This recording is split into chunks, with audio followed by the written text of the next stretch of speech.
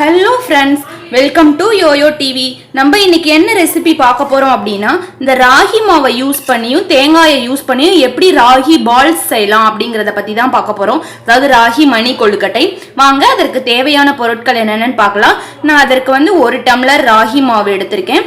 Next தேவையான அளவு தேங்காய். வாங்க எப்படி செய்யலான்னு பார்க்கலாம். ஃப்ரெண்ட்ஸ், இது எப்படி பிசையலான்னு பார்க்கலாம். 1 கப் ராகி மாவை இதில் கொட்டிக்கலாம். இதுக்கு தேவையான அளவு சால்ட் வந்து 1 ஸ்பூன் போட்டுக்கோங்க. 1 ஸ்பூன் போட்டு அப்புறம் தேவைங்கிறத பார்த்துட்டு போட்டுக்கலாம். தண்ணி ஊற்றி கொஞ்சம் தண்ணி வந்து கொஞ்சம் சுடு தண்ணியாக இருக்கணும், வெது வெதுன்னு இருக்கணும். ரொம்பவும் கொதிச்சிடக்கூடாது, பச்சை தண்ணியாகவும் ஊற்றக்கூடாது. வெது வெதுன்னு ஊற்றிக்கோங்க. வெது வெதுன்னு ஊற்றிட்டு கிண்டிக்கிட்டே இருக்கணும், நல்லா பிசையணும்.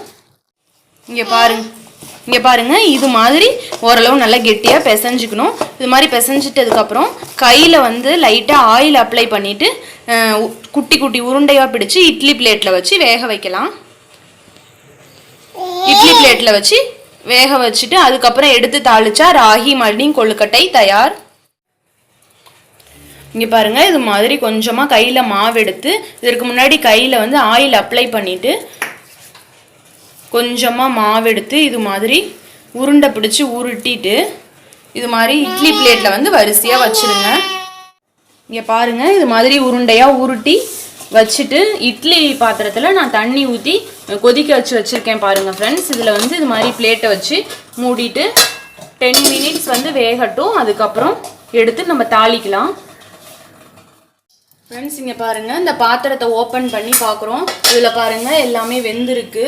இப்போ வந்து இது இப்படியே இருக்கட்டும். நம்ம தாளிக்கிறதுக்கு ஒரு பேன் வச்சு அதில் வந்து ஆயில் ஊற்றி கடுகு போட்டு நெக்ஸ்ட்டு உளுந்து கடலைப்பருப்பு போட்டு தாளிக்கலாம்.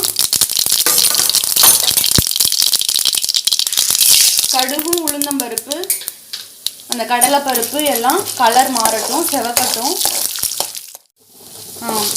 உளுந்து பச்சை கடலைப்பருப்பு அந்த கடலைப்பருப்புலாம் செவந்துருச்சு பாருங்கள். இதுக்கப்புறம் வரமிளகாய் வந்து 3 போட்டுக்கலாம்.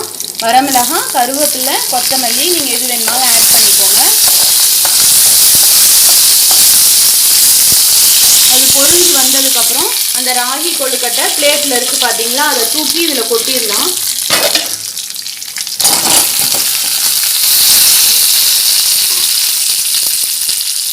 கொட்டி கிண்டலாம்.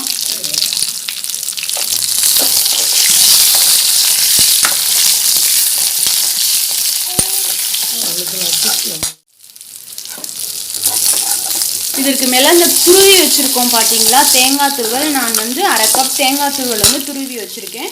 அந்த துருவி வச்சுருக்க தேங்காயை வந்து மேலே தூவலாம். மேலே தூவிட்டு சாப்பிட்டா ரொம்ப டேஸ்ட்டாக இருக்கும். போட்டு கிண்டிட்டா அவ்வளோதான், ராகி மணி கொழுக்கட்டை தயார். ரெடி ஆயிடுச்சு பாருங்கள், எவ்வளோ சூப்பராக இருக்குது.